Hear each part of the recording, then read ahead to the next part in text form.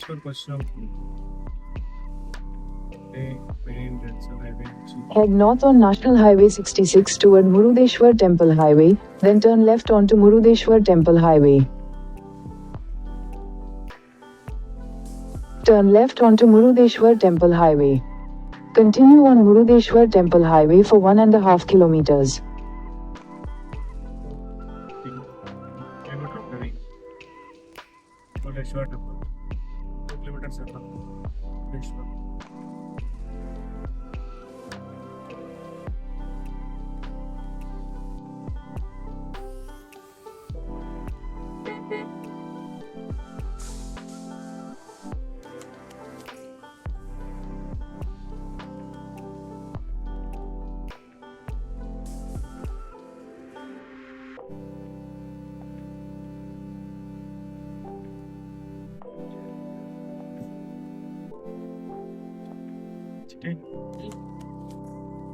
మురుడేశ్వర్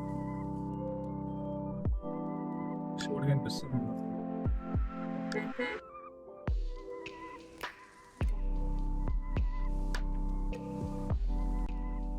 ఇక్కడ దూరంలో శివుడు రాజగోపురం రెండు కనిపిస్తున్నాయి.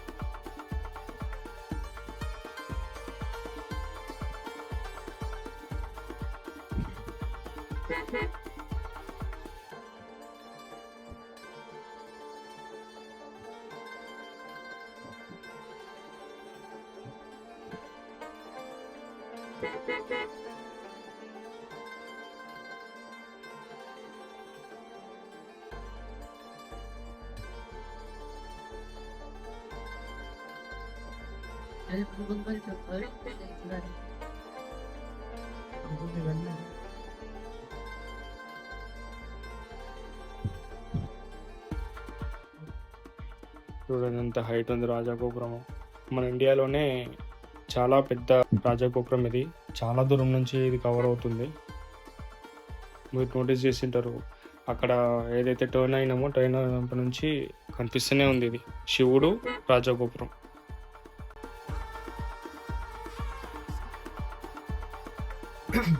అటు నుంచి వస్తుంటే ఒక టీఎస్ వెహికల్స్ కనిపించింది.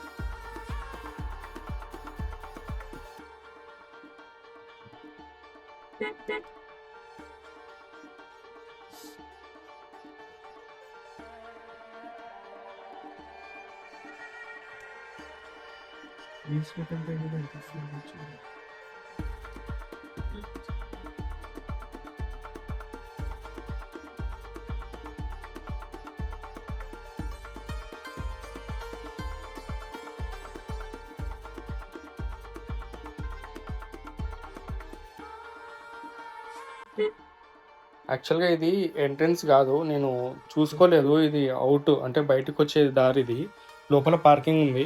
కాకపోతే నేను ఇక్కడ ఎందుకు ట్రై చేసిన అంటే బీచ్లకు వెహికల్స్ వెళ్తాయి అంటే ఇది ఇటు నుంచేనేమో అని చెప్పి ట్రై చేసుకుంటూ రావాల్సి వచ్చింది.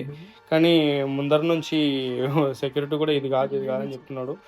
ఇంకా అట్లా కొంచెం ముందుకు వెళ్ళిన తర్వాత రివర్స్ తీసుకొచ్చి ఎట్లాగో మేము లంచ్ చేసుకుని లేకుంటాం కాబట్టి జర ఓపెన్ గ్రౌండ్కి వెళ్ళి అక్కడ లంచ్ చేసుకొని మళ్ళీ మెయిన్ ఎంట్రన్స్ నుంచి లోపలికి వెళ్ళినాం. ఇక్కడ మురుడేశ్వర్లో మనకు వెహికల్స్ బీచ్ వరకు వెళ్తాయి, అంటే వాటర్ వరకు తీసుకెళ్ళొచ్చు. కానీ మా బ్యాడ్ లక్ బీచ్లో కలవలేదు అప్పుడు.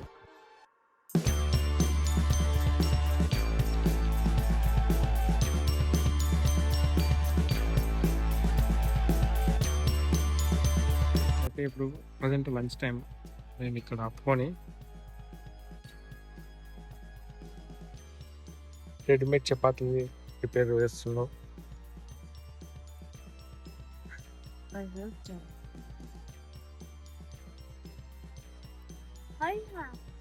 మా ఓడి ఇన్స్ట్రక్షన్స్ ఇస్తుంటే మా మిస్సెస్ చపాతీ చేస్తుంది.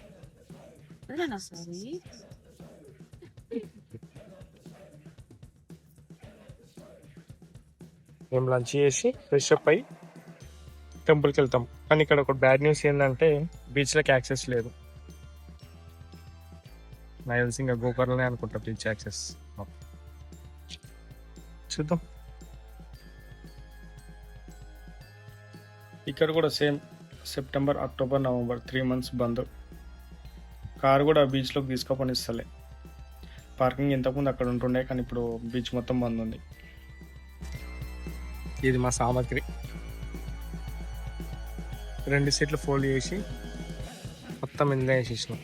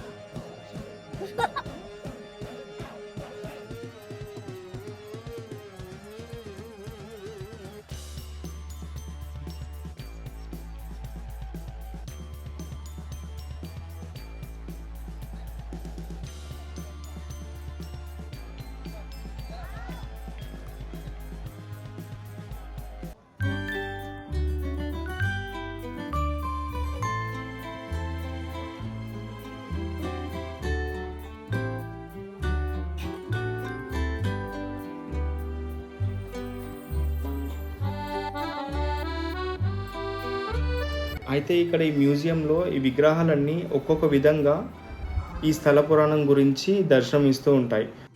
పూర్వం రావణాసుడు తల్లి కైకసి గొప్ప శివభక్తురాలు. రోజు శివలింగం మట్టితో చేసి పూజ చేసేది. ఆమె పూజకి శివుడు ఎక్కడ రాక్షస లోకానికి వెళ్ళిపోతాడు అని సముద్రుడు ఆ శివలింగాన్ని తనలో కలుపుకుంటూ ఉంటాడు. తన బాధను చూసి రావణాసుడు ఆత్మలింగం తనకు బహుమతిగా ఇస్తానని చెప్పి కఠోర తపస్సు చేస్తాడు. నారదుడు ఈ విషయం తెలుసుకొని రాక్షసలోకం బలపడుతుందని తెలిసి శ్రీ మహావిష్ణు దగ్గరికి వెళ్ళి ఇలా చెప్తాడు నారదుడు. తన తపస్సుకు మెచ్చి శివుడు ప్రత్యక్షమై ఏం కావాలో కోరుకో అని తనను అడుగుతాడు. అప్పుడు శివలింగానికి బదులుగా విష్ణు మాయ వల్ల పార్వతిని కోరుకుంటాడు రావణాసుడు. ఆ తరువాత పార్వతిని తీసుకొని లంకకు వెళ్తూ ఉండగా అప్పుడు నారదుడు ఆమె పార్వతి కాదని, పార్వతి పాతాళంలో ఉందని, తన దగ్గర ఉన్నది ఖాళీ అని చెప్తాడు. పాతాళంలోకి వెళ్ళి పార్వతిని అనుకొని మండోదరిని పెళ్లి చేసుకుంటాడు రావణాసుడు. అప్పుడు రావణాసుడు మండోదరిని తీసుకొని లంకకు వెళ్తాడు. అప్పుడు కైకసి ఆత్మలింగం ఏదని అడుగుతుంది. విష్ణుమాయ అని అర్థం చేసుకొని మళ్ళీ రావణాసుడు కఠోర తపస్సు చేస్తాడు. ఎప్పటికీ శివుడు ప్రత్యక్షం కాకపోయేసరికి రావణాసుడు తన 10 తలలో నుంచి ఒక్కొక్క తల శివుడికి సమర్పిస్తాడు. అప్పుడు శివుడు ప్రత్యక్షమై ఆత్మలింగాన్ని రావణుడికి ఇస్తూ ఆత్మలింగం ఎట్టి పరిస్థితుల్లోనూ భూమి మీద పెట్టకూడదని చెప్పి, ఇది ఒకవేళ భూమి మీద పెడితే భూగ్రహ శక్తికి లోపలికి వెళ్ళిపోతుందని చెప్తాడు.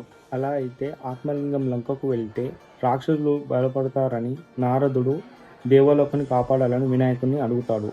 శ్రీ మహావిష్ణువు తన చక్రాన్ని సూర్యుడికి అడ్డం పెడతాడు. సాయంకాలం అయిపోయిందనుకొని రావణాసుడు సందే మార్చుకోవాలని అనుకుంటాడు. అదే సమయంలో వినాయకుడు బాల రూపంలో వచ్చి రావణాసుడి ఆత్మలింగాన్ని బాలుడికి ఇస్తాడు. తమ్మి మార్చుకొని వస్తానని చెప్పి వెళ్ళగా ఆత్మలింగాన్ని కింద పెడతానని చెప్పేసి బాలుడు 3 లెక్క పెడతాను ఖచ్చితంగా రావాలని చెప్పి తొందరగా పెట్టి 3 లెక్క పెట్టేసి ఆత్మలింగాన్ని భూమి మీద వదిలేస్తాడు వినాయకుడు. అప్పుడు ఆ ఆత్మలింగము భూగ్రహ శక్తికి లోపలికి వెళ్ళిపోతుంది.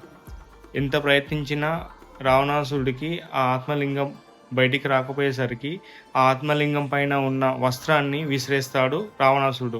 ఆ వస్త్రం విసిరేసిన ప్రదేశాన్నే ఇప్పుడు మూడేశ్వర్గా పిలుస్తారని పురాణాలు చెప్తున్నాయి. ఆ భూగ్రహ శక్తికి లోపలి వెళ్ళిన ఆత్మలింగం గోకర్ణలో ఉంది. ఆ గోకర్ణ విశిష్టత ఏందనేది నెక్స్ట్ వీడియోలో తెలుసుకుందాం. అంతవరకు నేను తీసిన డ్రోన్ షాట్స్ ఈ వీడియోలో యాడ్ చేస్తాను. స్కిప్ చేయకుండా ఖచ్చితంగా చూడండి. ఇప్పటికీ లైక్ చేయకపోతే లైక్ చేయండి, సబ్స్క్రైబ్ కూడా చేసుకోండి.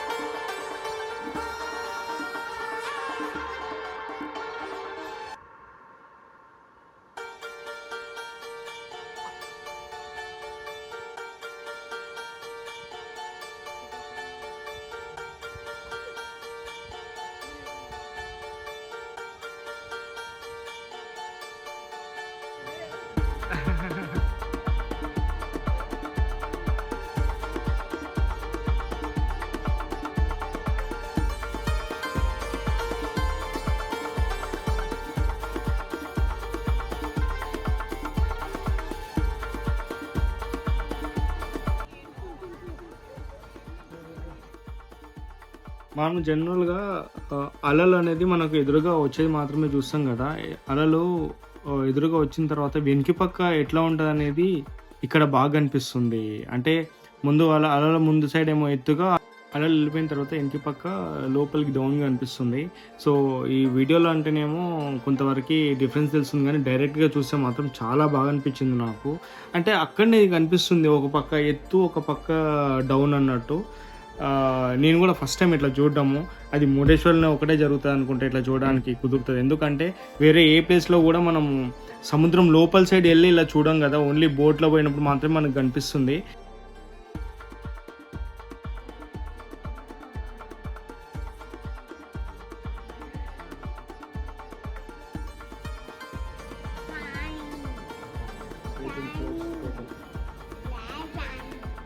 నుంచి మళ్ళీ డౌన్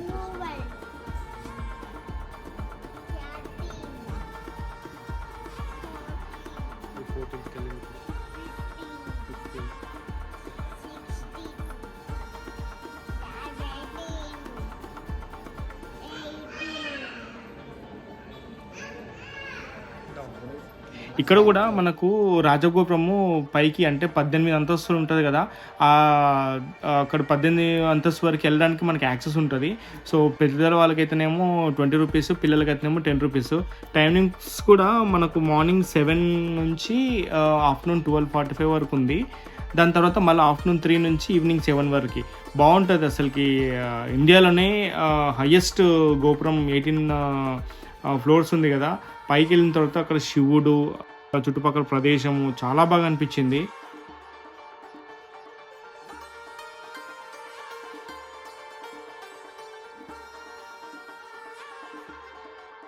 యాక్చువల్గా ఈ గుడికి ఒక ప్రత్యేకత ఏంటంటే 3 సైడ్లు సముద్రం ఉంటుంది, ఒక సైడ్ మాత్రమే ల్యాండ్ యాక్సెస్ ఉంటుంది. తూర్పు, పడమర, దక్షిణం 3 సైడ్ల సముద్రం ఉంటుంది ఇది ఇక్కడ.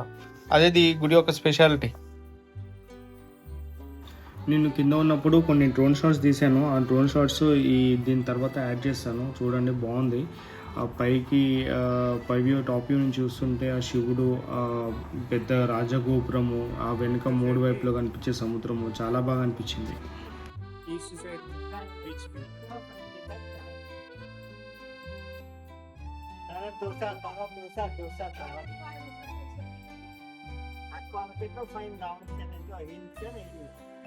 एक बाजू बच्ची हिम्मत है, एक बाजू समझ है।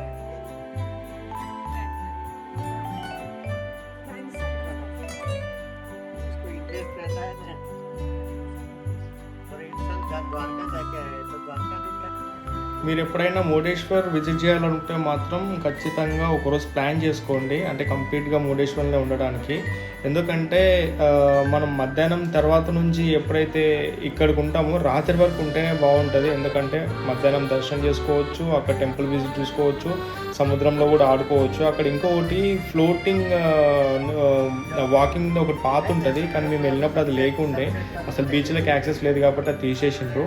సో ఆ టైం అంతా స్పెండ్ చేయడానికి సరిపోతుంది. సాయంత్రం కాగానే ఈవినింగ్ వ్యూ పాయింట్ అయితే మాత్రం చాలా బాగుంటుంది. ఖచ్చితంగా రాజగోపురం పైకి వెళ్ళిన తర్వాత ఈవినింగ్ సన్సెట్ మాత్రం బాగుంటుంది. ఖచ్చితంగా మిస్ అవ్వకుండా మధ్యాహ్నం తర్వాత నుంచి అక్కడే ఉండడానికి ప్లాన్ చేసుకోండి. దాంతోపాటు నైట్ వ్యూ కూడా బాగుంటుంది. సో ఎట్లాగో సాయంత్రం వరకు ఉంటారు కాబట్టి నైట్ ఒక 7-8 వరకు ఉన్న తర్వాత అక్కడ నుంచి వెళ్ళాలనుకున్న వాళ్ళు ప్లాన్ చేసుకోవచ్చు.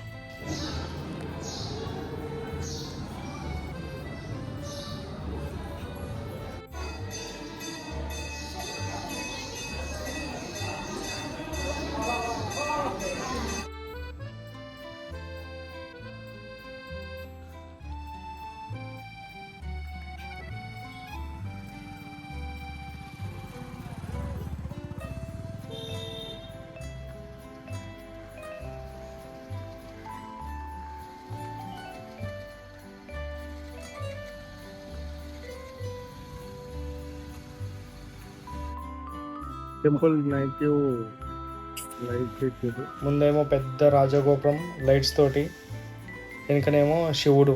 బాగుంది, చాలా బాగా అనిపించింది నైట్ టైం కూడా చూడటం. అది మేము అది చూద్దామని చెప్పేసి ఇంకా నైట్ వరకు వెయిట్ చేయాల్సి వచ్చింది. అంటే ఎట్లాగో సాయంత్రం అయింది కదా, ఇంకొక 2 hours కవర్ చేద్దామని చెప్పి ఆగిపోయినాం మేము అట్లే.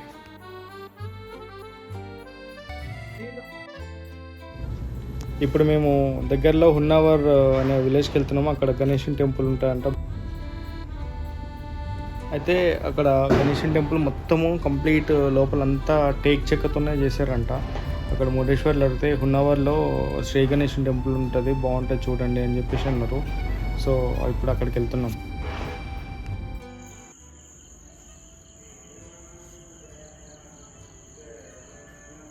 మేము ఇప్పుడు హున్నావర్ అని చెప్పేసి గణేష్ టెంపుల్, శ్రీ గణేష్ టెంపుల్కి వచ్చినాము. ఇందులో ప్రతిదీ ఇక్కడ చెక్కతోనే చేసారు. మొత్తం గోడలు కానీ ఈవెన్ పైన రూఫ్ కూడా కంప్లీట్ చెక్కతోనే వేసారు.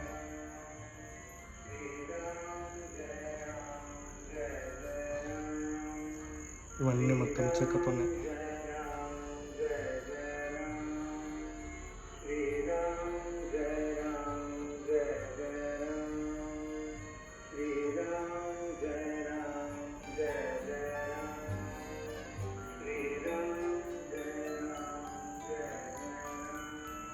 మురుడేశ్వర్ నుంచి ఒక 20 కిలోమీటర్ డిస్టెన్స్లో గోకర్ణకిల్ల రోడ్లో ఉంది. మురుడేశ్వర్ నుంచి 20 కిలోమీటర్ల దూరం హున్నావర్ అనే విలేజ్లో ఉంది ఇది శ్రీ గణేష్ టెంపుల్. అంటే ఇక్కడ ఓన్లీ ఈ ఆర్ట్ వర్క్ కోసమే ఈ టెంపుల్ విజిట్ అంతే.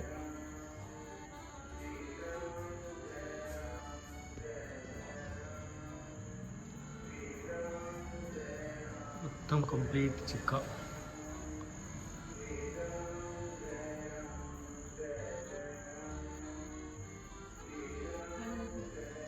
నాకు తెలిసినంత వరకు ఈ గుడికి అయితే దగ్గర దగ్గర ఒక 10 కోట్ల వరకు ఖర్చు అయ్యుండొచ్చు, అంతకు మించి కూడా అయ్యుండొచ్చు ఇంకా. ఎందుకంటే మా ఇంటికి ఒక దర్వాజకు అదొక దర్వాజా ప్లస్ 2 తలుపులకు కలిపి 1 లక్ష రూపాయలు అయింది. మళ్ళీ పెయింట్, లేబర్ ఛార్జెస్ మళ్ళీ సపరేట్. సో ఆ సైడ్ నుంచి ఆలోచిస్తే ఈ గుడి మొత్తం కంప్లీట్ చెక్కనే. కింద ఫ్లోర్ తప్ప 2 సైడ్లు పైన రూఫ్. ఆ రూఫ్ వర్క్ అయితే అసలుకి మామూలుగా లేదు. అసలుకి ఇక్కడ పిల్లర్ల దగ్గర ఉండే విగ్రహాలు కానీ అసలుకి చాలా ఖర్చు చేసిర్రు. బాగుంటుంది, ఖచ్చితంగా చూడండి ఎప్పుడైనా మీరు మురుడేశ్వర్కి వెళ్ళినప్పుడు. ఇటువంటివి చాలా అరుదుగా దొరుకుతాయి మనకి చూడాలనుకుంటే. ఇక్కడ కనిపించే అది హుండీ డబ్బాది. ఆ హుండీ డబ్బా కూడా కంప్లీట్ టేక్ చెక్కతోనే చేసిర్రు. చాలా మంచి క్వాలిటీ టేక్ చేసిర్రు ఈ గుడికి.